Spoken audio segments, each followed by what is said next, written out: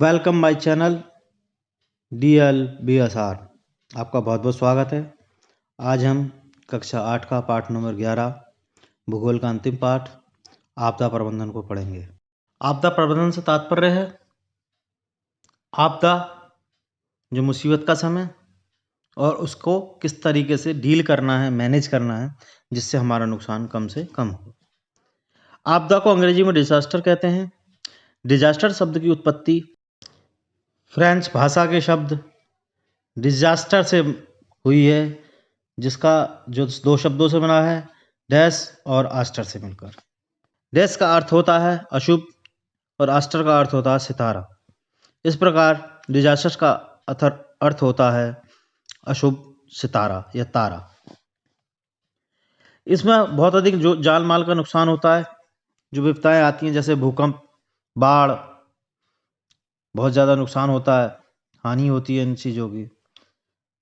आपदा दो प्रकार की होती है, एक प्राकृतिक आपदा और एक मानव जनित आपदा। प्राकृतिक आपदा वह है जैसे कि बाढ़, भूकंप, बहुत तेज बारिश, बिजली गिरना, ये सब प्राकृतिक आपदाएं हैं। मानव जनित आपदाएं जैसे जहरीली गैसों का रिसाव, समुद्र में पेट्रोलियम पदार्थों का रिसाव, नाभिकीय विकिरण, नाभिकीय विस्फोट, इस प्रकार की जो आपदा हैं वो सब मानव जनित आपदाएं हैं। अब हम प्राकृतिक आपदाओं में अगर सबसे पहले हम बात करें भूकंप की, ये बहुत ही विनाशकारी आपदा है। इसमें धरती हिलती है और हिलने से हमारी बड़ी बड़ी बिल्डिंगें जमींदोज हो जाती हैं, गिरकर ख़त्म हो जाती हैं। जैसे 2001 के अंदर सबसे बड़ा गुजरात राज्य के अंदर भूकंप आया था। पृथ्वी के आंतरिक भाग में विभिन्न प्रकार के कारकों से हलचल उत्पन्न होती है, जिससे अपार ऊर्जा संचारित होती है, और यह ऊर्जा जब धरती के बाहर आने का प्रयास करती है तो धरती हिलने लगती है, और पृथ्वी के अंदर जिस स्थान पर इस ऊर्जा का उत्पन्न होता है उसे पृथ्वी का केंद्र कहते हैं। केंद्र के ठीक ऊपर धरातल पर भूकंप अधिक केंद्र होता है, जिसके पास पास के क्षेत्र में अधिक हानि होती है। अब इसके भूकंप आने पर हम करें क्या? भूकंप आने पर हम भूकंप संवेदी क्षेत्रों की पहचान करें और वहां के नागरिकों को इसके प्रति जागरूक करें। उच्च भूकंप संवेदी क्षेत्रों में मानव के निवास से बचाना व बड़े बांधों के निर्माण पर रोक लगाना चाहिए। भवन निर्माण के समय भूकंप रोधी मानकों का हमें प्रयोग करना चाहिए। आपदा के दौरान हमें क्या करना चाहिए? आपदा के स्थिति में मजबूत वस्तुओं के नीचे, जैसे मेज, तख्त, इस तरीके से जहां बीम है वहां पर नीचे उसके खड़ा हो जाना चाहिए। कमरे के कोने में खड़ा हो जाना चाहिए। भूकंप के दौरान सीढ़ियों से नीचे उतरना और लिफ्ट का प्रयोग बंद कर देना चाहिए। बिजली का मुख्य स्विच बंद कर देना चाहिए और खुले स्थान की तरफ हमें चला जाना चाहिए। अब भूकंप के बाद आप क्या करेंगे? भूकंप जब आकर चला जाए तो अगर तबाही हुई है तो लोगों को निकालना और उनका उपचार करना चाहिए। प्रभावित लोगों को हमें दवा, गोली, शुद्ध पेयजल आदि पहुंचाना चाहिए। प्रभावित लोगों का पुनर्वास स्थल व्यवस्था करनी चाहिए।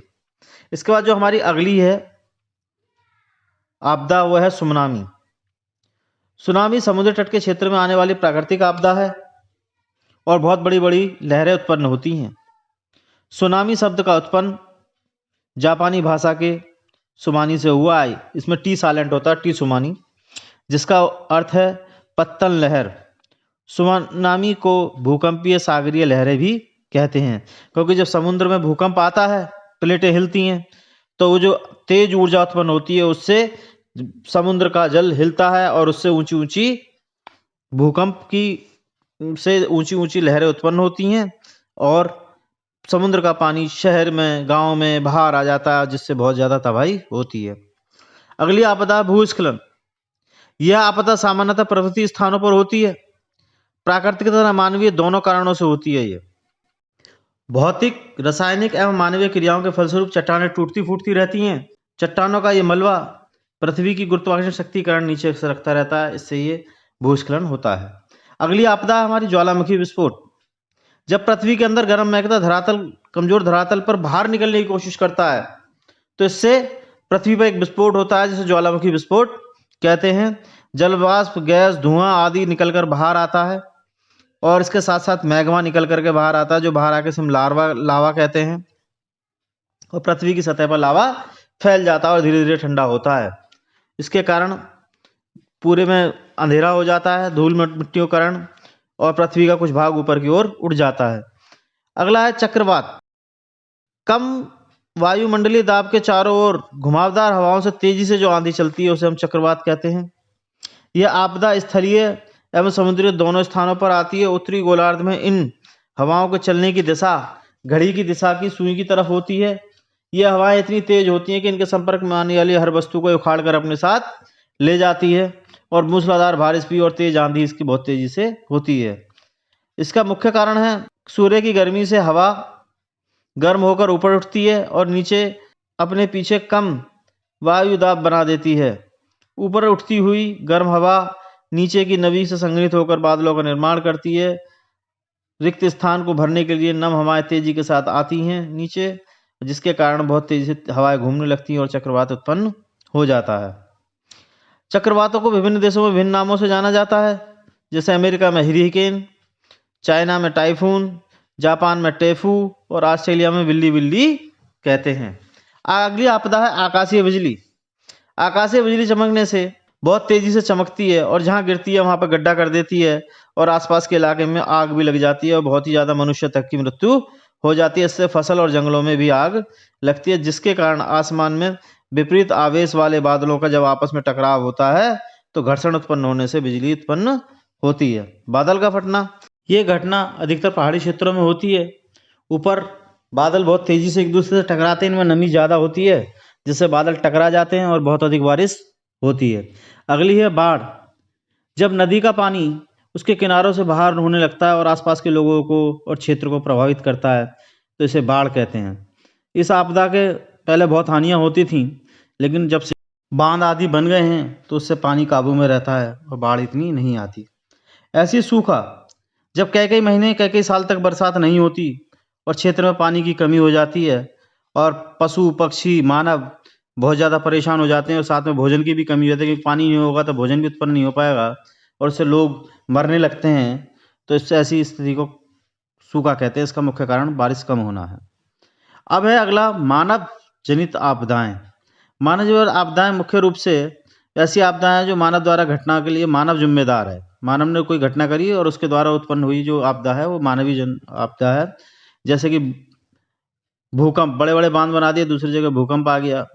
तीव्र मृदा अपरदन, पेड़ों को काट दिया, वहाँ मृदा अपरदन होने लगा। जहरीली गैसों का रिसाव, सागरों में पेट्रोलियम पदार्थों का रिसाव, नाभिकीय विखंडन, नाभिकीय विस्फोट, जनसंख्या विस्फोट, महामारी, मानव जनित आपदाएं, ये सब हमारी मानव जनित आपदाएं हैं। इस कारण अब भारत में आपदा प्रबंधन, अपना देश लंबे समय से प्राकृतिक समस्याओं को, प्रकोपों को और इन आपदाओं को झेलता हुआ आ रहा है। इन प्राकृतिक घटनाओं से व्यापक पैमाने पर जनधन की हानि होती है। भारत में आपदाओं के प्रबंधन हेतु राष्ट्रीय या राज्य स्तर पर कोई स्थानीय व्यवस्था नहीं थी, परंतु ऐसी किसी घटना के उपरांत बचाव कार्य, राहत कार्य, पुनर्वास में पुनर्निर्माण आदि स्थायी कार्यों में बहुत तेजी से व्यवस्था की जाती थी। उड़ीसा में 1999 का चक्रवात, गुजरात में भूकंप का आना 2001 में, 2004 में दक्षिण भारत में सुनामी का आना, 2004 में आई सुनामी के पश्चात 2005 में संसद में आपदा प्रबंधन अधिनियम पारित किया गया। इस अधिनियम द्वारा 2006 में राष्ट्रीय आपदा प्रबंधन प्राधिकरण, national disaster management authority (NDMA) का गठन किया गया। इस अधिनियम के द्वारा आपदा से पूर्व एवं उसके पश्चात की अवस्थाओं के अंतर्गत आपदा पूर्व तैयारी, निवारण, बचाव एवं राहत, पुनर्निर्माण, पुनर्वास तथा रिकवरी कार्यों की व्यवस्था की गई। इसके लिए राष्ट्रीय, प्रांतीय, जिला एवं विकासखंड स्तरों पर संस्थाओं का गठन किया गया। भारत में आपदा प्रबंधन की संस्थागत ढांचा: केंद्र स्तर पर राष्ट्रीय प्रबंधन प्राधिकरण, अध्यक्ष हैं इसके प्रधानमंत्री। राज्य स्तर पर राज्य प्रबंधन प्राधिकरण, जिसके अध्यक्ष मुख्यमंत्री। जिला स्तर पर जिला आपदा प्रबंधन प्राधिकरण, जिलाधिकारी एवं जिला पंचायत अध्यक्ष इसके कर्ता धर्ता हैं। पंचायत स्तर पर नगर पालिका और आपदा प्रबंधन के 6 तत्व हैं, जो 3 पहले हैं आपदा के और 3 बाद में जिनका प्रयोग होता है। आपदा निरोधक, आपदा निवारण, आपदा की तैयारी। और जब आपदा आ जाए तो आपदा प्रतिक्रिया 4 नंबर, पुनर्वास और रिकवरी, ये 6 तत्व हैं। इसके साथ ये पाठ खत्म होता है। आपको बहुत बहुत धन्यवाद। प्लीज़ हमें सब्सक्राइब कीजिए, हमारी मेहनत को सफल कीजिए। धन्यवाद।